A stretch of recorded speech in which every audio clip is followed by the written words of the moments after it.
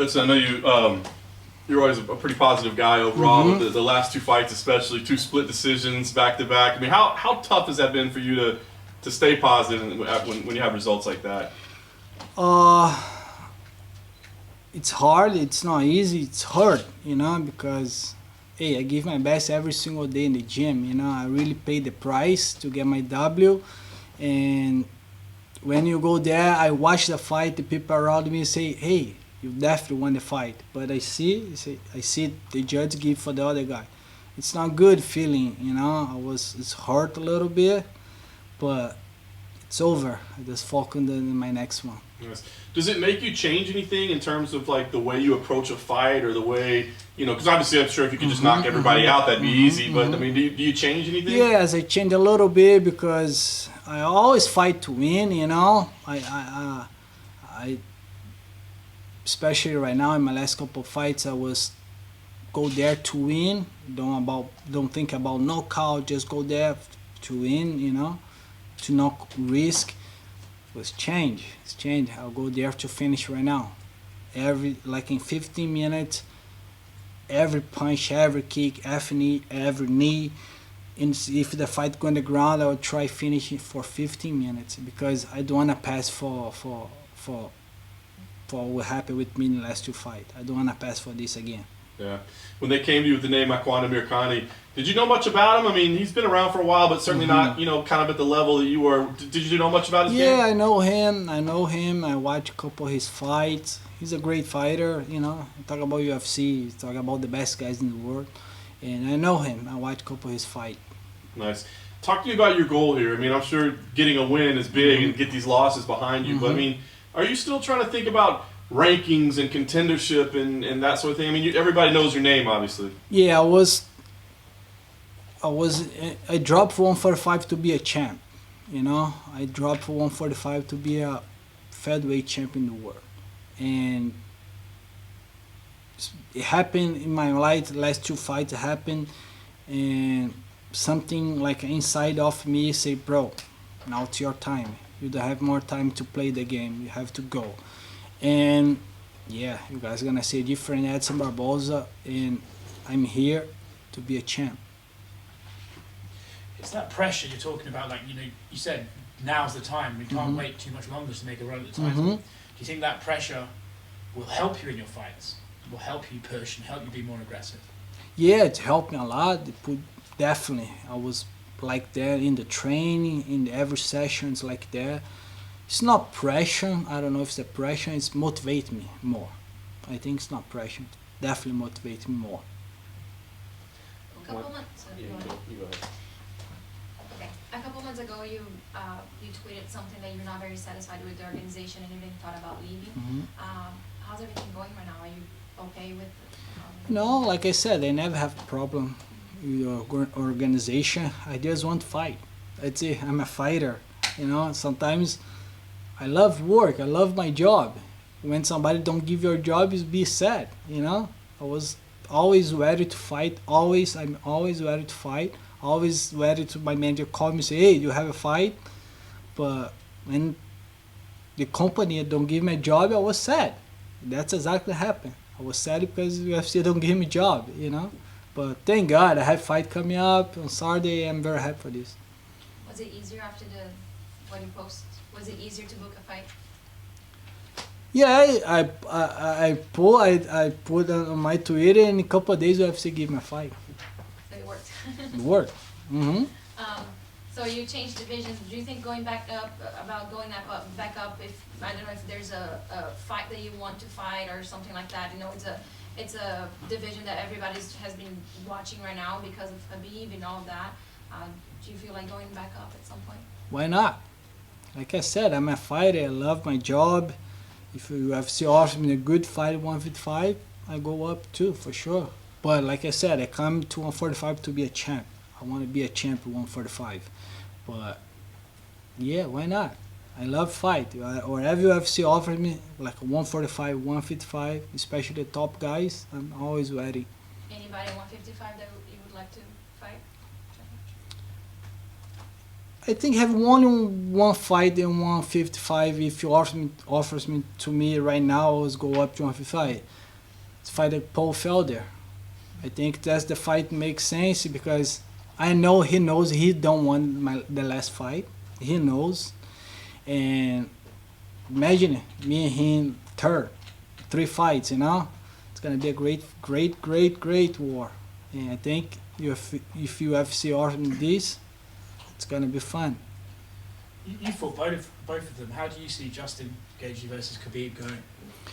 Wow, it's gonna be a great fight. You talk about both guys, best guys in the world, you know, and it's a 50-50 fight. I don't see any somebody, you know, better than the other one. Of course, Khabib's like more grappling, just get hit super hard, and is a great wrestling too. It's a 50-50 fight. I feel if Gate win, I'm not surprised. Khabib win, I'm not surprised. It's gonna be a great fight. When Makwan was in here earlier, he was talking about how earlier in his career he wasn't as focused on fighting. He had to cut a lot of friends out of his life that were pulling in different directions. Did you have moments like that when you were young in your career that you had to cut people out so you could focus more? Not really. I know how to separate, you know, my social life and when I need work, training, and the most friend that I have is part of my team. You know, when I was in Brazil, 99% of my friends work, train with me. You know, and yeah, I know how to separate. You know. Edson, Anderson Silva provavelmente vai fazer a última luta da carreira dele, né, no dia 31. Queria saber se você tem alguma memória com ele fora, né, do octógono, assim, e o que ele representa para o esporte. Sim, eu lembro da primeira vez que eu vi o Anderson Silva, eu tinha 16 ou 17 anos. Foi no evento no Vitória da Conquista, cara. Ele fez o main event de MMA, eu fiz uma luta de kickbox na Bahia. Eu fui no voo junto com ele, eu já era muito fã dele na época do kickbox, assim. Ele era muito conhecido no Brasil. Eu lembro que eu fui no voo junto com ele, caramba, o Anderson Silva, eu tenho uma foto com ele desse evento, então... Pra mim, ele é um dos melhores de todos os tempos, se não for o melhor. E, nossa, tem milhares de momentos assim que a gente pode falar do Anderson. Talvez do MMA do Brasil, sem dúvida, é o maior ídolo que tem no Brasil e vai deixar saudade. Uma outra coisa que você falou pra mim, né, que você tá... Tinha uma coisa que seu filho falava muito pra você quando você ia pro treino. Aí eu queria que você visse esse vídeo e me falasse, né, o que você... O que papai deve fazer? Vicky? O que papai tem que fazer, Noah? Meter a porrada!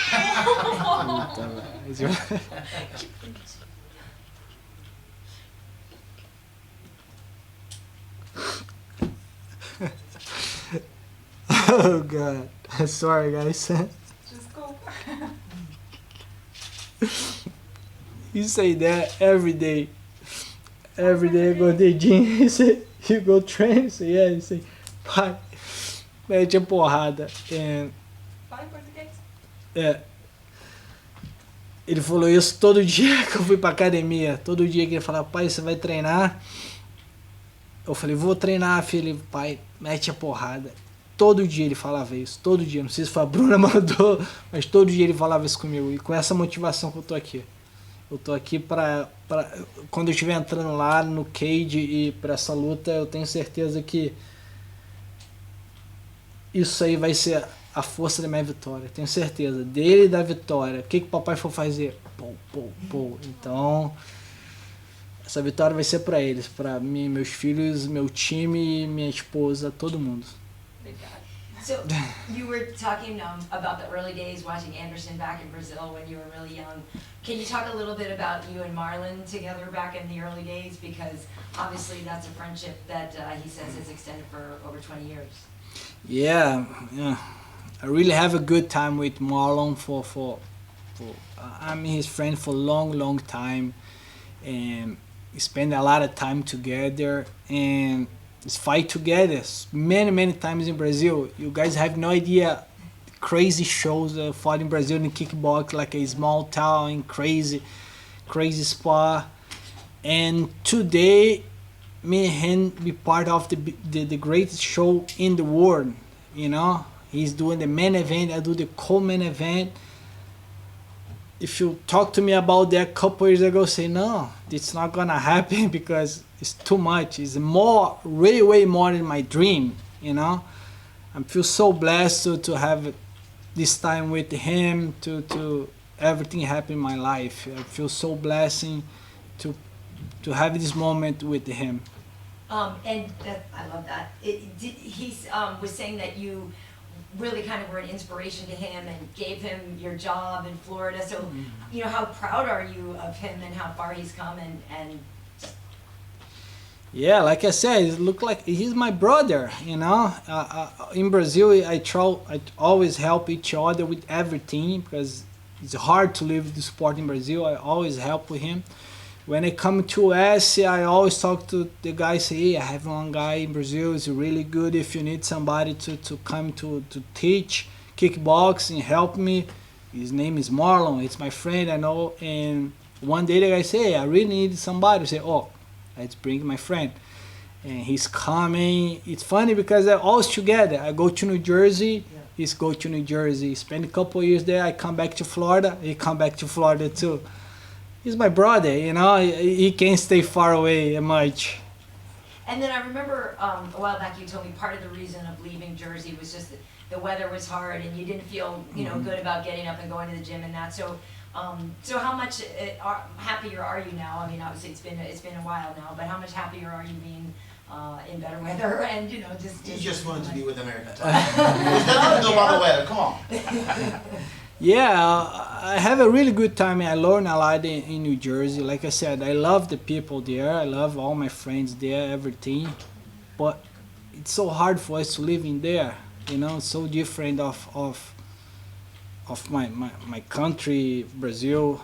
And I decided to move to Florida and start training ATT. Say, wow, I think that's one of the best choice of my life, you know. Come back to Florida and train ATT. And right now, 100%, I really live the dream. You know, if you ask me how do you dream, it's gonna be right now, like my life right now. It's perfect. Everything doing right now, and I think you guys gonna see this in the cage. And one last question for me. If it ever happened that Marlon had to fight Frankie, what would you do? This is not gonna happen. You don't think? Marlon's my brother. You know, I love Frankie. He's such a nice guy. I love him. You know, I always give my best to help him. He always gives my best to help me. But Marlon is my brother. You know, if I have to pick one side, you know, I have to pick Marlon, of course.